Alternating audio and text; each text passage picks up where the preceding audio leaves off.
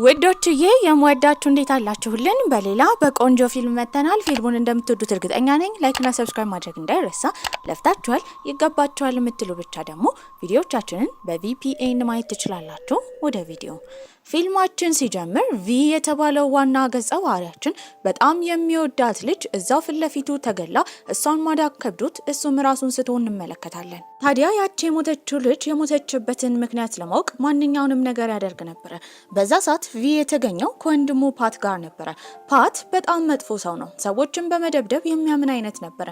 እሱ ሁሉ ጊዜ ጥፋት ሲያጠፋ ደግሞ አባቱ ታናሽ ወንድሙ እስከሆነ ድረስ የሱን ችግር እንዲሁም ጥፋቶች ማጽዳት ያለበት ቪ እንደሆነ ይነገረው ነበር። በዚህም ነገሩን ለማረጋጋትና ድብድቡን ለማስቆም ቢያስብም ፓት ግን ቀደም ብሎ ልጁ ላይ ነበር የተኮሰበት።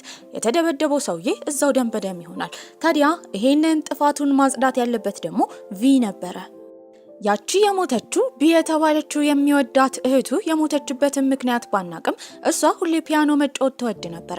በዚህ የተነሳ ያን ቀን ግን ፒያኖ የምትጫወትበት ቦታ አልነበረችም። እሷን ለማዳን በሚሄድበት ጊዜ ከጀርባ የሆነ ሰው ነበር የመታው። አሁን ላይ ወደ ቤት መመለስ በጣም አስጠልቶታል። እሷ ፒያኖ የምትጫወትበት ቦታ ላይ ሊያገኛት አልቻለም ነበር።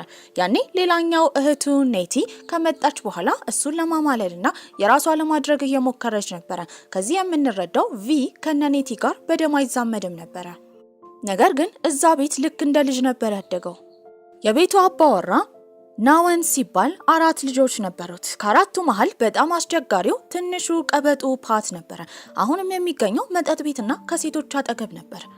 በዚህም የሰከረው ፓት ከአንዲት ሴት ጋር እየተጨቃጨቀ በዚህ የተነሳ ቪዲዮ እየተቀረጸ ነበር። ይሄ ነገር ድረገጽ ላይ ከወጣ ለስማቸውም ለድርጅታቸውም ጥሩ ስላልሆነ ነገሩን ለማረጋጋት ሄደው ቪ ነበር። እሱም ይቅርታ ጠይቆ ቪዲዮውን እንዲያጠፉት ሰዎቹንም አሳምኗቸው ነበር።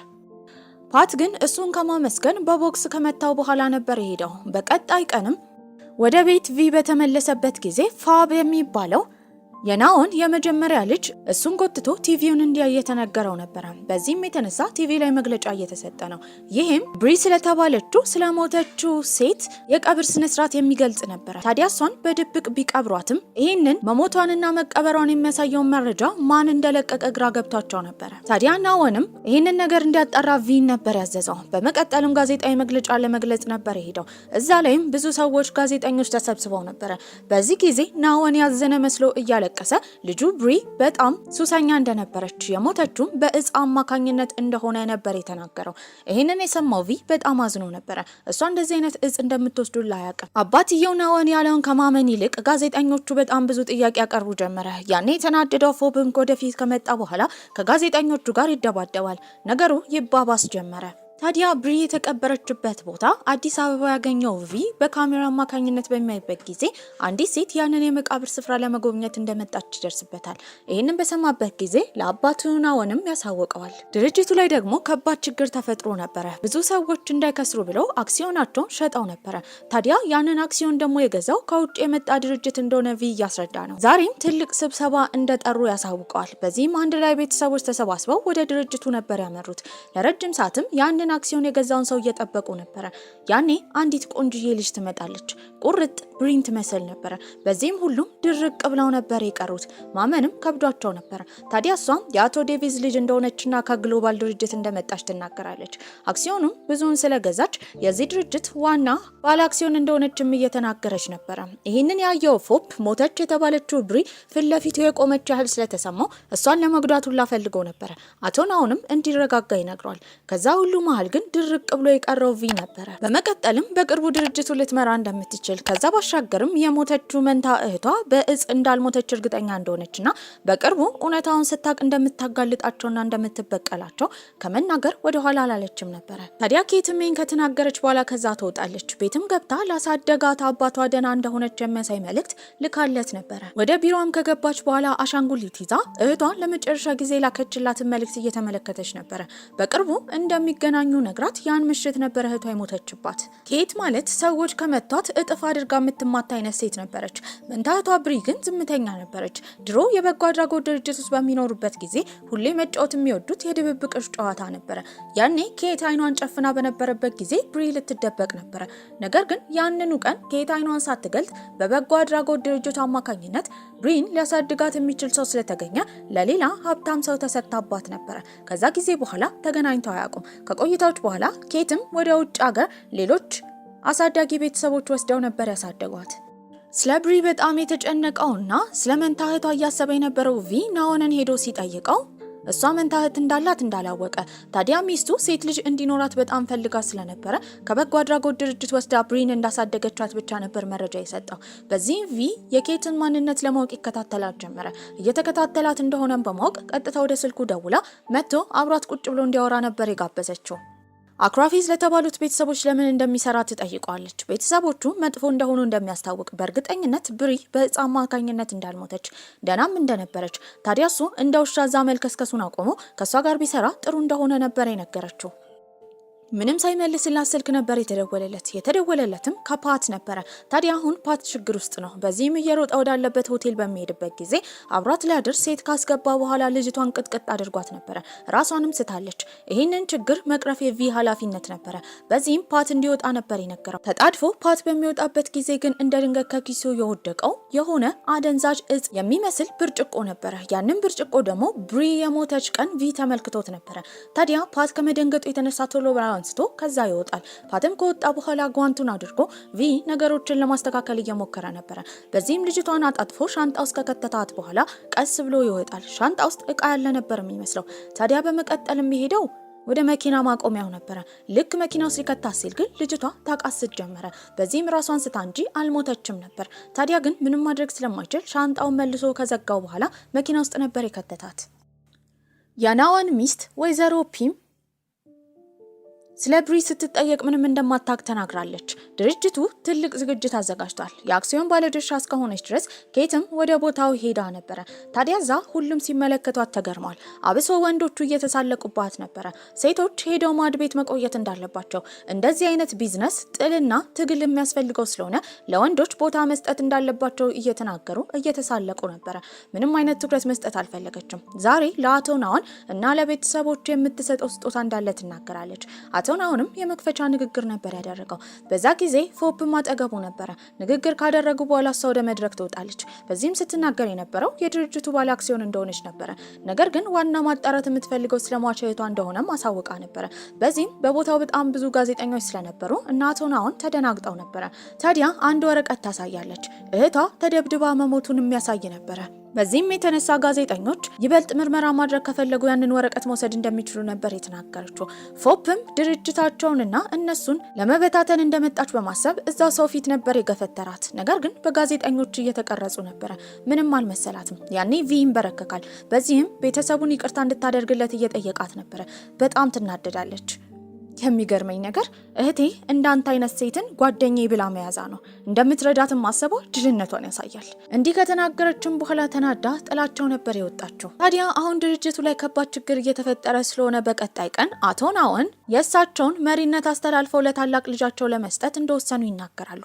ያኔ የመጣችው ኬት ነበረች። ባለ አክሲዮን እንደመሆኗ ይህንን ነገር ስትመለከተው እንዳልተስማማች፣ ታዲያ ፎፕ በጣም ብዙ ችግሮች እንዳሉበት፣ ብዙ ክስም እንደቀረበበት፣ በዚህ የተነሳ እሱ መሪ ከሚሆኑ ይልቅ የሱ ታናሽ ወንድም ቻን መሪ ቢሆን የሱ ሐሳብ እንደሆነ ነበር የተናገረችው። አባትየው ግን ታላቅ ልጁ ነበር እንዲሆንለት የሚፈልገው። በዚህም በሱ ሐሳብ እንደማይስማማ ይናገራል። በሌላ በኩል ኔቲ ደግሞ የፋሽን ዲዛይን ድርጅት ውስጥ ሰራ ነበር። ታዲያ አባቷ ባለ ሀብት ስለሆነ ከማንኛውም ችግር እንደሚያወጣት ብታስብም የድርጅቱ ኃላፊ የሆነው አውት ግን በምታደርገው ነገር አልተስማማም ነበር። በዚህም ሁሌ እንድታስተካክል ይነግራታል። ፎፕም ታናሽ ወንድሙ ገና ለገና የሱን ቦታ ሊቀማው ነው ብሎ በማሰብ ንዴቱን የሚወጣው ሳኮ ውስጥ ሰው ከቶ ሰውን በመደብደብ ነበረ። ባህሪው በጣም የሚያስፈራ አይነት ልጅ ነው። ቤተሰቡም ቁርስ እየበሉ በነበረበት ጊዜ ቻን የድርጅቱ ኃላፊ ለመሆን መወዳደር እንደሚፈልግ ቢናገርም አባትየው ግን ፎፕ ይሆናል ብሎ ነበር ያሰበው። ያኔ እንደ ሰራተኛ የሚቆመው ቪ ነበረ። አባትየው ለሱ እንደሚያዝንለት ቢያስመስልም እሱን የሚያየው ልክ እንደ ውሻ ነበረ። ያኔ ቪም ኬትን ለማናገር ነበር ሄደው። በዚህም ቤተሰቡን ይቅርታ እንድታደርግለትና የብሪ አሟሟት በእርግጠኝነት በእጽ አማካኝነት ስለሆነ አባትየው ሊጎዳት እንደማይችል እየተናገረ ነበረ።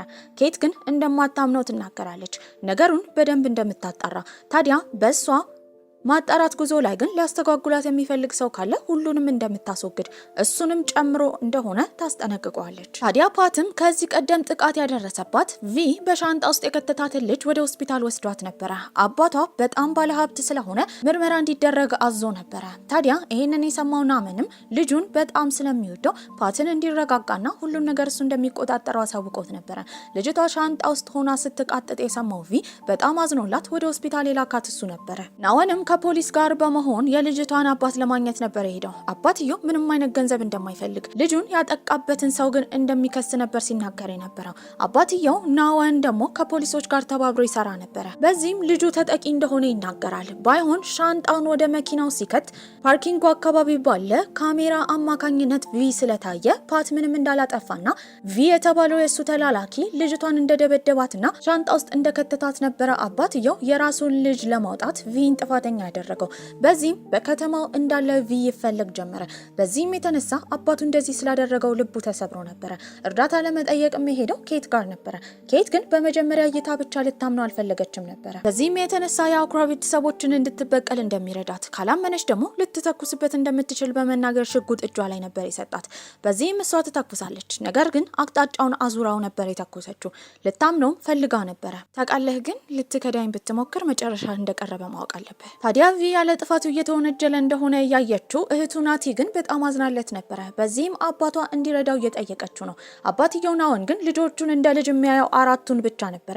ቪን ልክ እንደ ልጁ ያየው። በዚህ ቪ ደግሞ ኬት እንድታምነው በማሰብ ፓት ሁል ጊዜ ሴቶችን የሚወስድበትን የሆቴል ቁልፍ አሳይቷት ነበረ። በዚህም አባትየውን ለማስወገድ መጀመሪያ ልጆቹን ማስወገድ እንዳለባቸው ነበር ያሰበችው።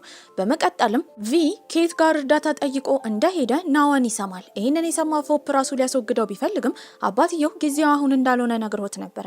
በሌላ በኩል የፓት ሆቴል በሚፈተሽበት ጊዜ ኬት ምንም አይነት ማስረጃ ማግኘት አልቻለችም ነበር። ታዲያ ሌላ መረጃ ካለው በሚጠየቅበት ጊዜ ቤተሰብ ውስጥ ያሉ ብዙ ማስረጃዎች እሱ እንዳለው ነበር ሲናገር የነበረው። በዚህም የተነሳ ኬት ስትናገር የነበረው ናኦንንና ቤተሰቦቹን ማመን እንደሌለበት ብሪ እርጂኝ ብላ መልእክት እንደላከችላት ነበር ስትናገር የነበረው። ምንም አይነት መረጃ ፊቱ ቢቀርብለት አባትየው ናኦን ስላሳደገው እሱን ብቻ ነበር የሚያምነው። በቀጣይ ቀንም ለስራ በምትወጣበት ጊዜ እሱ ቤት ቁጭ ብሎ እሷን ከሚጠብቃት ሹፌሯ መሆን እንዳለበት ነበር የነገረችው። መጀመሪያም የሄዱት እህቷ ወደ ተቀበረችበት ስፍራ ነበረ። እዛ ያገኙት ወይዘሮ ፒን ነበረ። ብሪን በደንብ አሳድጋት ነበረ። ታዲያ ግን ልጇ አደንዛዥ እጽ ትጠቀማለች ብላ አስባ አታውቅም ነበረ። የሞተችበት ሌላ ምክንያት እንዳለ የናኦን ሚስት ወይዘሮ ፒ ራሱ ጠርጥራ ነበረ። ይህንን ነገር ማመን ያልፈለገው ቪ ብቻ ነበረ። የድሮን በሚያስታውስበት ጊዜ አባቱ እናቱን ገሎበት ነበረ። በዛ ጊዜያት ውስጥ አብሮት የነበረው አቶ ናኦን ነበር። የቤቱ ሁለተኛ ወንድ ቻንም ወደ ድርጅቱ በሄደበት ጊዜ ወንድሙ ፎፕ የድርጅቱ ሰራተኞች ላይ እየጮኸ ነበረ። ምንድነው ችግሩ ብሎ ለማውራት በሄደበት ጊዜ ፎፕ ራሱ እሱ ላይ ጮሆበታል። ቻን ሁሌ ከፎፕ የበታች መሆን በጣም ሰልችቶት ነበረ። በዚህም ፎፕ የድርጅቱ መሪ መሆን ስለማይገባው ቻን አባቱ ጋር ከሄደ በኋላ የድርጅቱ መሪ ለማድረግ ፎፕን የወሰነው ውሳኔ ማሰብ እንዳለበት ነበር ሲነግረው የነበረው። አባትየውን ቁጭ ብሎ ቼዝ አብሮት እንዲጫወት ነበር የጠየቀው። በሚጫወቱበት ጊዜ ጌም ቢመስልም አባትየው እሱን ለማሸነፍ እየሞከረ ነበረ። ታዲያ ሁል ጊዜ እሱ የሚለውን ትዕዛዝ መከተል እንዳለበት ይነግረዋል። ለማሸነፍ ንጉሱን የያዘው ቻን ግን አባቱን ከማሸነፍ ይልቅ ስልችት ይለውና ጌሙን አቋርጦ ጥሎ ወጥቶ ነበረ። ወይዘሮ ፒም ባሏ ናኦን ጋር ከሄደች በኋላ ቪን እንዲረዳው ነበር ስትጠይቀው የነበረው። እሱ ግን አሻፈረኝ ብሎ ወደ ክፍሉ ይሄዳል። ያኔ የሰማው የሽጉጥ ድምጽ ነበረ። ከጀርባው ተደቅኖበታል። የደቀነውን ቪ ነበረ። ነገር ግን አባቱ ላይ መተኮስ አልቻለም ነበረ። ያኔ ከኬት ያመጣውን መረጃ ኬት ምን ለማድረግና እሱን ለማስወገድ ያሰበችውን እያንዳንዱን መረጃ ሰብስቦ ለአባቱ ነበር የሰጠው። ታዲያ ኬት ስልክ ለማውራት በወጣችበት ጊዜ ከኮምፒውተሯ የተለያዩ ማስረጃዎችን ሰርቆ ነበረ ለአባትየው የሰጠው። ታዲያ ተደብቆ ከዛ ቤት በሚወጣበት ጊዜ ግን ወደ አንድ ክፍል ይገባል። ያ ክፍል ደግሞ የፓት ክፍል ነበረ። ታዲያ እየተዟዟረ በሚያይበት ጊዜ ግን የተመለከተው ያኔ ብሪ የሞተች ጊዜ የነበረውን ትንሽዬ ብልቃጥ ነበረ። በዚህም ቻንስ ሲመጣበት ግን ተደብቆ ከዛ ቦታ ይወጣል። ቀጥታ ፓት ጋርም ከሄደ በኋላ ብሪ የሞተችበትን ምክንያት ለመጠየቅ እሱን ይደበድበው ጀመረ። ነገር ግን በቦታው ፎፕ ነበረ። ፎፕና ወንበዴዎቹ ቪን ከያዙት በኋላ ቅጥቅጥ ያደርጉታል። ነገር ግን አንድ አስተናጋጅ መጥቶ እነሱን በሚያወራቸው ጊዜ በተዘናጉ ሰዓት ቪ እንደምንም ብሎ ከዛ አምልጦ ነበረ። ቶሎ ብሎም የሄደው ኬት ጋር ነው። መሬት ላይም ተዘርሮ ስታየው አዝናለት አክማው ነበረ። እሱ በተመታበት ጊዜ ግን ያኔ ብሪ የሞተች ቀን የተፈጠረውን ነገር በብልጭታ መልኩ እያስታወሰ ነበረ። በዚህም ወንዶቹ እሷ ላይ እየተጫወቱባት ነበረ። ታዲያ አልፈልግም አሻፈረኝ ባለች ጊዜ ደግሞ ፎፕ እየደበደባት ነበረ። ይህንን እንደ ብልጭታ አስታውሷል።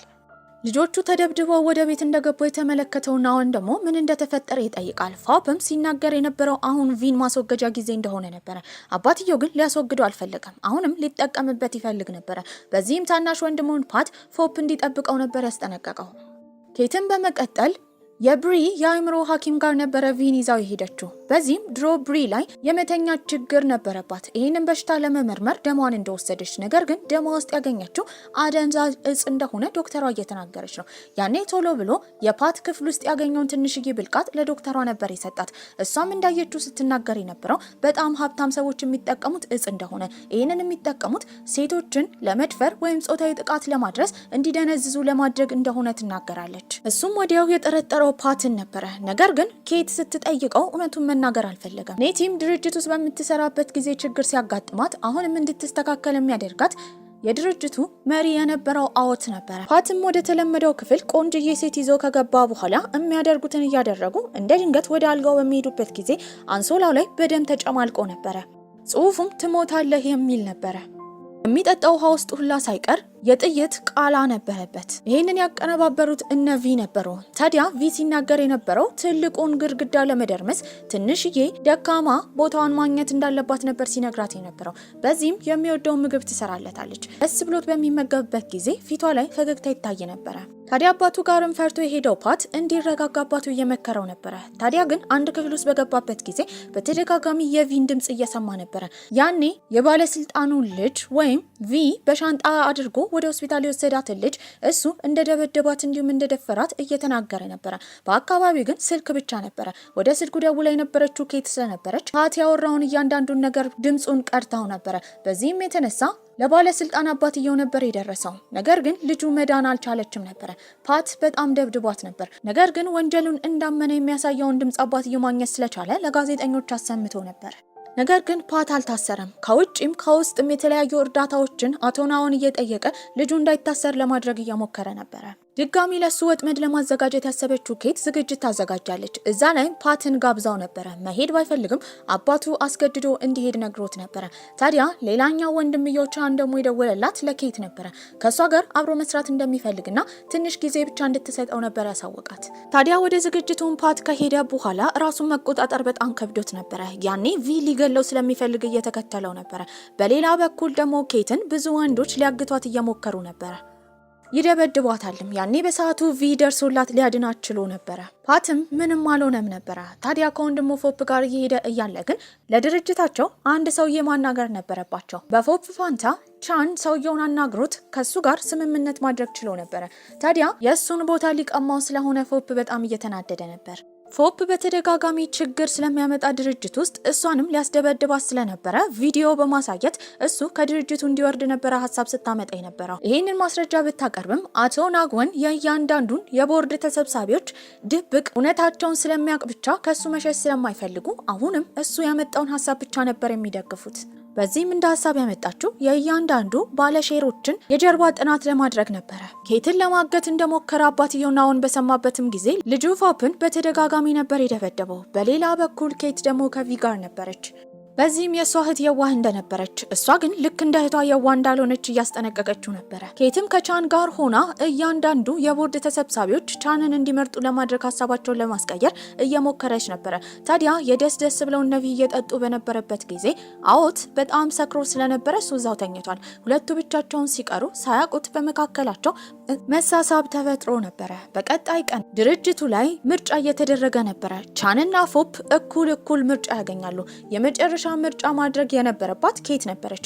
እሷም ቻንን ከመምረጧ በፊት ግን አንድ የቦርዱ ተሰብሳቢ ቻንን የሚመርጠው እንደሌለና በፖሊሶች እንደተያዘ ቪ ይናገራል። በሁሉም ሰው ፊት ኬትን አዋርዷት ነበረ። በዚህም ለአባትየው ናኦን ሲል እንደከዳት ነበር ያረጋገጠችው። ታዲያ አሁንም ይበልጥ ምርጫ ያለው ፎፕ ነበረ። በዚህም እሱ መሪ ይሆናል። ቻንም ተናዶባት ምን እንዳደረገች ሲጠይቃት ሄዶ የራሱን አባት እንዲጠይቅ ነበር ያስጠነቀቀችው። አባቱ ግን ወደ እሱ ነበር የመጣው። በዚህም ሲያስጠነቅቀው የነበረው እሱ ከሰጠው መስመር ለመውጣት እንዳይሞክር ነበረ። ታዲያ ፎፕም አሁንም እንደ ሀሳብ ለአባቱ ሲናገር የነበረው ቪን ማስወገድ እንዳለባቸው ነበረ። ነገር ግን አባትየው አንድ ሰው እስከ ጠቀመው ድረስ መጠቀም እንዳለበት፣ ታዲያ ጥቅም ከሌለው ያኔ እንደሚያስወግዱት ነበር ሲናገር የነበረው። ኬትም ቪን ለማግኘት የሄደችው ወደ ቢ መቃብር ስፍራ ነበረ። በዚህም ናኦን የሁሉም ጥፋተኛ እሱ እንደሆነ እየተናገረች ነው። በጥፊም ብትመታው ናኦን አባቱ እስከሆነ ድረስ እስካሳደገው ድረስ በእርግጠኝነት ብሪን እንዳልጎዳት ነበር ሲያምን የነበረው። ቪ ስለዛች የተረገመች ቀን በሚያስብበት ጊዜ አሁንም በተደጋጋሚ የሆነ ምስል አእምሮ ላይ ይመጣ ነበረ። ነገር ግን የጎደለ ነገር እንዳለ አሁንም ያስባል። ናቲም ድርጅት ውስጥ መስራት በጣም ከብዷት ነበረ። በዚህ የተነሳ አዎት ራሱ ከድርጅቱ መውጣት እንደሚፈልግ ይናገራል። በዚህም የተነሳ እሱ ጥሏት ሊወጣ ስለሆነ ደብሯት ነበረ። ከመሄዱ በፊት ግን ስልክ ቁጥሯን ሰጥተው እንደሚያወሩ ነግረዋለች። በመካከላቸው እነሱም እንደሚዋደዱ ይታይ ነበረ። አባትየው ናኦንም ቪን ከጠራው በኋላ የሰጠው እንደ ስጦታ ሽጉጥ ነበረ። በዚህም የሆነ መወጣት ያለበት ግዳጅ እንዳለ በማሰብም ቪ ወደ አንድ ቦታ ከአሽከሮቹ ጋር ነበረ ሄደው። እዛም በደረሰበት ጊዜ አንድ ሰውዬ ተንበርክኮ ነበረ። ፊቱ ላይ ያለውን ጭንብል በፈታለት ሰዓት ግን ያ ሰውዬ አባቱ ነበረ። በዚህም ናኦን አባቱን እንዲገል ነበረ ሽጉጥ የሰጠው። ቀጥታ እሱ ላይ ነበር የደቀነበት። አባትየው ግን የማያውቀው ሚስጥር እንዳለ ይናገራል። ያኔ የቪን እናት የገደለበት ምክንያት ስለማገጠችበት እንደሆነ እየተናገረ ነበረ። ቪ ግን መስማት አልፈለገም። በዚህም ወዲያው ይተኩሳል። በሌላ በኩል ኬትን መበቀል የሚፈልገው ፎፕ ደግሞ ስለሷ ብዙ ወሬ እንዲወራ ለጋዜጠኞች የውሸት መረጃዎችን ሰጥቶ ነበረ። እሷ ግን አሁንም ምንም እንደተሸነፈች ማሳየት ስላልፈለገች ለፎፕ የተለያዩ ስጦታዎችን ትሰጠዋለች። ይሄ የስላቅ ስጦታ በንዴት ያቃጥለው ጀመረ። ቪን በመቀጠል ለናኦን ሽጉጡን ነበር የሰጠው። በእርግጠኝነት ናኦን ስራው እንዳለቀ አስቦ ነበረ። ነገር ግን ቪ አባቱን ምንም ያህል ቢጠላውም እናቱን እንደገደለበት ቢያስብም አባቱን ለመግደል ግን ብርታት አላገኘም ነበረ። ምክንያቱም በደም የሚዛመደው አንድ ሰው እዚህ ምድር ላይ ያለው አባቱ ብቻ ነበረ። በዚህም የተነሳ ፊቱ ሊያዩ እንደማይፈልግና ከዚያ ሀገር እንዲወጣ አስጠንቅቆት ነበረ አባቱን ያልገደለው። ቪም ብቻውን ሆኖ ያን ቀን ስለተፈጠረው ነገር ለማስታወስ በሚሞክርበት ጊዜ አይምሮ ወደ መራው አንድ ክፍል ይሄዳል። ያም እሷ የሞተችበት ክፍል ነበረ። በዚህም ያገኘው ከእንጨት የተሰራ የጃፓኖች ሰይፍ የሚመስል ነበረ። በዛ ሰዓትም ድሮ ላይ በሚያስታውስበት ጊዜ ብሪ ልትሞት ስትል በዛ እንጨት እየተመታች እንደነበረ ነው። ያንን እንጨት ያገኘው ደግሞ ቻን ክፍል ስለሆነ ቀጥታ ቻን ጋር ይሄዳል። ሽጉጥም ጭንቅላቱ ላይ ከደቀነ በኋላ እሱ ብሪን እንደገደላት እየጠየቀው ነበረ። ነገር ግን እንዲረጋጋ በሳቅ ነበረ ቻን ሲነግረው የነበረው። በዚህም ቻን በሚያስታውስበት ጊዜ ያኔ ብሪን የመታትና ሲገላት ሲቀጠቅጣት የነበረው አባትየው ናኦን ነበረ። በዚህም የተነሳ እሱ ውጪ ሆኖ ተመልክቶ ነበረ።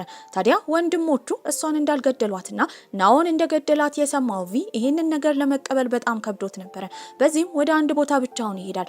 ሽጉጡንም በተደጋጋሚ በመተኮስ የሰማውን እውነታ ወደ ውስጡ ለማዋሃድ እየሞከረ ነበረ።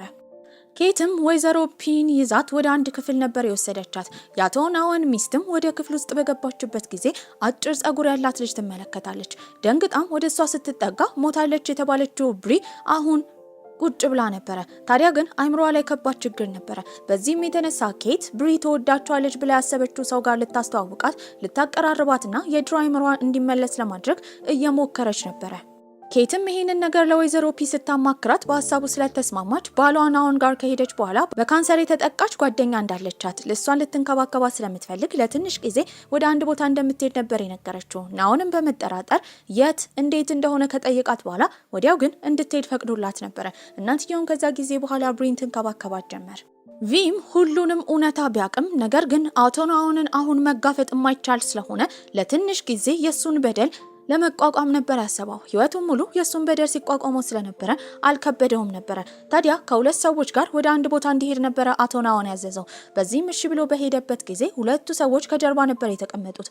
አንዱ ከወረደ በኋላ አንዱ ግን በሴት ቤልቱ ሊያንቀው እየሞከረ ነበረ። ታዲያ ቪ ድብድብ ላይ በጣም ጎበዝ ስለሆነ ሰዎቹን በቀላሉ ጥሏቸው ነበረ። ያኔ ሽጉጥ የደቀነበት ቻን ነበረ። በዚህም ሲነግረው የነበረው አቶ ናኦን እሱን ተጠቅሞበት ስለጨረሰው አሁን ሊያስወግደው እንደሞከረ ነበረ። ነገር ግን ቻን እንደማይገለው አብረው እንዲሰሩ ነበር ያሳወቀው። ታዲያ ይሄንን ከሰማ በኋላ ቪ የሄደው ሁሌ ወደሚተኛበት አንድ ቦታ ነበረ። እዛ ሀብታሞች ቤት ከሚተኛው እንቅልፍ ይሄ ሰላም ይሰጠው ነበረ። የቆሸሸው ፍራሽ ላይ ይጋደማል። በዛ ጊዜ ሲያስታውስ የነበረው ብሪን ነበረ። ፓት ሁሌ ሴቶችን ወደሚወስድበት አፓርትማ የሄደችው አንዲት የጽዳት ሰራተኛ በሩን ብታንኳኳ አልተከፈተላትም ነበር። በዚህም ባላት ቁልፍ አማካኝነት ወደ ውስጥ ትገባለች። ስትመለከትም ፓት እዛ መሬት ላይ ተዘርሮ ነበር። በድንጋጤም ቶሎ እንዲደወል ያደረገችው ወደ አቶ ናኦን ነበር። ፓት ምንም ክትትል ቢደረግለት መዳን አልቻለም ነበር። በዚህም ይቀበራል። አቶ ናኦንም ልቡ ተሰብሮ ነበር። ፎፕም ወንድሙ የሞተው በቪ አማካኝነት ነው ብሎ በማሰብ እሱን ያሰሰው ይፈልገው ጀመረ። ቀጥታ ሄደው የኬት ቤት ነበር። ታዲያ ወንበዴዎችን ይዞ መጥቷል። እሷንም ያስፈራራት ጀመረ። ሽጉጡን አንገቷ ላይ ልቧ ላይ ያደርገው ወይ ፍንክች ያለች ሴት ነበረች። በንዴት እየተመለከተችው ነበረ። ታዲያ እንደሚያስወግዳት እየነገራት ነው። ወዲያው ግን የጠራቻቸው ፖሊሶች በቦታው ስለመጡ እሱ እንደምንም ብሎ ተጣድፎ ከዛ መውጣት ችሎ ነበረ። አባትየውና አሁንም ከፖሊሶች ጋር ተባብሮ ቪን ለማስወገድ እየሞከረ ነበር። ነገር ግን ልጁ ፎፕ ያለ ፍቃዷ ኬት ቤት ሲገባ የሚያሳይ የቪዲዮ መልእክት ባየበት ጊዜ በልጁ ተግባር በጣም ተናዶበት ነበር። በመቀጠልም ፎፕ ሄደው ቪን ለመፈለግ አባትየው ጋር ነበረ። ሞቷል ተብሎ የሚታሰበው የቪ ወላጅ አባት የሚኖርበት ቤት ነበረ። ነገር ግን አባትየው በሰላም ሻይ እየጠጣ እንደ ድንገት የፎፕ ሰዎችን በተመለከተ ጊዜ ደንግጦ ነበረ። ያኔ አንድ ሰው ዝም እንዲል ነበረ አፉን የሸፈነው። እሱ ቪ ነበረ። አባቱን ለማዳን ነበረ ወደዛ የመጣው። ለመደበቅም የገቡት ቁም ሳጥን ውስጥ ነበረ። ፎፕም ወደ ውስጥ ከገባ በኋላ ቪን ሊያገኘው ስላልቻለ ከንዴቱ የተነሳ በየቦታው ይተኩስ ጀመረ። ያኔ አባትየው ደረቱ አካባቢ ነበር የተመታው። እንዳያቃስት ግን ቶሎ ብሎ ቪ አፉን ነበር የያዘው። በመቀጠልም እነሱ ከዛ እንዲወጡ ለማድረግ ኬት ፎፕን ተከትለው ስለነበር የሽጉጥ ድምጽ ታሰማለች። ታዲያ ተበትነው እነሱ በሚሄዱበት ጊዜ አባትና ልጅን ማዳን ችላ ነበረ። አባትየውም ክትትል ይደረግለታል። በሌላ በኩል ፎፕ ደግሞ ጥፋት እንዳጠፋ ያወቀው አባትየው ናኦን በጣም ተናዶበት ነበረ። ታዲያ የቪ አባት እየታከመበት ያለበት ክፍል ብሪ ያለችበት ቦታ እንደሆነ ቪ አላወቀም ነበረ። አባቱንም ቼክ ካደረገ በኋላ ማታ ላይ ወክ እያደረገ እያለ ከኬት አጠገብ ይቀመጣል። ታዲያ እሷም አሁንም ቢከዳትም እንዳመነችው ነበር ስትነግረው የነበረው። በዚህም ለምን እንደምታምነው ይጠይቃታል። እሷም ጠጋ ብላ ከንፈሩን ነበር የሳመችው። በዚህም ሁለቱም በጣም ደንግጠው ነበረ። ፓትም ሲቀበር ፎፕ በጣም ተናዶ ፊቱ ላይ የበቀል ስሜት ይታይ ነበረ። በሌላ በኩል ደግሞ ቪ ቤት ውስጥ እየተራመደ በነበረበት ጊዜ አንድ ድምጽ ነበር የሰማው። በእርግጠኝነት የብሪ እንደሆነ አውቆ ነበረ። ወደ ውስጥም ሲገባ ሞታለች የተባለችውን ብሪ ነበር የተመለከታት። በዚህም በጣም ደስ ይለዋል። እሷም ስትመለከተው ደስ ብሏት ነበረ። ነገር ግን ኬትን ስታያት ሁሌ ትጮህ ነበር። በዚህም ኬትን ካላቀረበቻት ቪን ተጠቅመው ብሪን ለማዳን ነበረ ሲያስቡ የነበረው። በሌላ በኩል ኬት ደግሞ ከአንድ ባለ አክሲዮን ጋር ለመገናኘት ከጓደኛዋ አውት ጋር ሄዳ ነበረ። እንደገመቱትም ሰውየው አልመጣም። በሰውየው ፋንታ የመጣው ፎፕና ግብረ አበሮቹ ነበሩ። በሌላ በኩል ብሪ የድሮውን እንድታስታውስ ለማድረግ ቪ የሰጣት የምትወደውን አሻንጉሊት ነበረ። አሻንጉሊቱን እንዳየች ትጮህ ጀመረ። ያኔ ቪ ይወጣል። በዚህም ስልክ ይደወልለታል። የደወለለት ፎፕ ነበረ። ኬትን እንዳገታት ነበር የነገረው። በዚህም እንዲመጣ አሳውቆታል። ወደ ተባለው ቦታም ይሄዳል። ታዲያ ወንበዴዎቹ እየደበደቡት ነበረ። ሁሉንም ደብድቦ ወደ ውስጥ ይገባል። በዚህም የተነሳ ፎፕ ግን ተዳክሞ እሱ ጋር ስለደረሰ ይቀጠቅጠው ጀመረ። ታዲያ እንዲያቆምም ኬት እየጮኸች እየተናገረች ነበረ። እሱም መግደል የሚያቆመው የአንተ ባሪያ ነኝ ካለችው ብቻ እንደሆነ ፎፕ ቢነግራትም እሷ ግን መቼም የአንተ ባሪያ ነኝ እንደማትል ትናገራለች። በዚህም ቪን መደብደቡን ነበር የቀጠለው። ነገር ግን ከቆይታዎች በኋላ የሽጉጥ ድምጽ ይሰማሉ። የተመታው ፎፕ ነበረ። እሱን የገደለው ደግሞ የራሱ ወንድም ቻን ነበረ። ምክንያቱም በአባቱ የበታች መደረግ በፎፕ መበለጥ ስልችት ብሎት ነበረ። ቻን እሱን ከገደለው በኋላ ሽጉጡ ለቪ ከሰጠው በኋላ ከዛ ቦታ ይሄዳል። በጣም የሚወደው ልጁ የሞተበት አቶ ናኦንም ከንዴቱ የተነሳ ምንም ማድረግ ስለማይችል ድርጅቱን አሳልፎ የሰጠው ለቻን ነበረ። ታዲያ ቻን አሁን በበኩል ያሉ ሰዎች እንዳለ ስለተወገዱለት ነገሩን ራሱ እንደሚቆጣጠረውና ድርጅቱን ሁላ እንደሚቀይረው እያሰበ ነበረ። ታዲያ ብዙ ምርመራ ከተደረገለት በኋላ ቪ መዳን ችሎ ነበረ። በዚህም በቀሏ እንደዚህ አይነት ሁኔታ ውስጥ ስለገባ ኬት ይቅርታ እየጠየቀችው ነበረ። እንደምንም ብለው ብሪ ያን ቀን የተፈጠረውን እንድታስታውስ ለማድረግ ቢረዷትም አሻንጉሊቱንና ኬትን ባየች ጊዜ ግን ከመጪ ወደ ኋላ አትልም ነበረ። የሆነ የተደበቀ ነገር እንዳለ ቪ ጠርጥሯል። በዚህም እርዳታ ለመጠየቅ ያሰበው ታናሽ እህቱ ኔቲን ነበረ። ከዛ በፊት ግን ቀድመው ለመጠየቅ ያሰቡት አሁንም ብሪን ነበረ። አሻንጉሊቱ ተወስዶ ሲሰጣት ግን ትጮ ጀመረ። ታዲያ ግን ቪ እያረጋጋት ነበረ።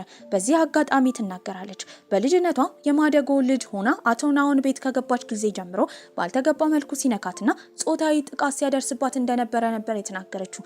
ቪም ይህንን ሲሰማ አቶ ናኦን ይሄን ያህል መጥፎ ይሆናል ብሎ ስላልገመተ በጣም ተገርሞ ነበረ። አቶ ናኦልን ለማስወገድ ነበር ያሰበው። በዚህም ኔቲን ያገኛታል። ሩቅ ለሩቅ ሆኖ በኤርፎን እንዲያወሩ ነበር ይነገራት። በዚህም አባቷ ምን ያህል ጥቃት ብሪ ላይ ሲያደርግ እንደነበረ ያሳውቃታል። ይህን ስትሰማ ማመን እንኳን አልፈለገችም ነበር።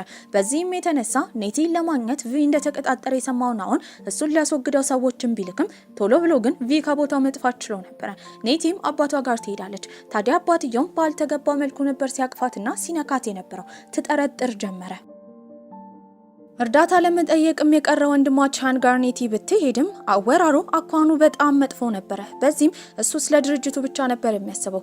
አባትየውም ወደ መቃብር ስፍራው ነበር ሄደው። ሁለት ልጆቹ ስለሞቱ ልቡ ተሰብሮ ነበር። ነገር ግን በቦታው ያሉት የዘመድ አዝማዶቻቸው ቀብር ስነ ስርዓት ስለሆነ እነሱ እንዲረዱት እየጸለየ ነበር። አባቷ እዛ በሌለበት ጊዜ እሱ ፒሲ ውስጥ የገባችው ኔቲ ማየት የከበዳትን ነገር ትመለከታለች። ይህም ብሪ ላይ ከድሮ ጊዜ ጀምሮ ጾታዊ ጥቃት ሲያደርስባት የሚያሳይ ቪዲዮና ራሱ ልጁ ኔቲን ራሱ እርቃኗን በምትሆንበት ጊዜ የተለያዩ ቪዲዮ ነበረው።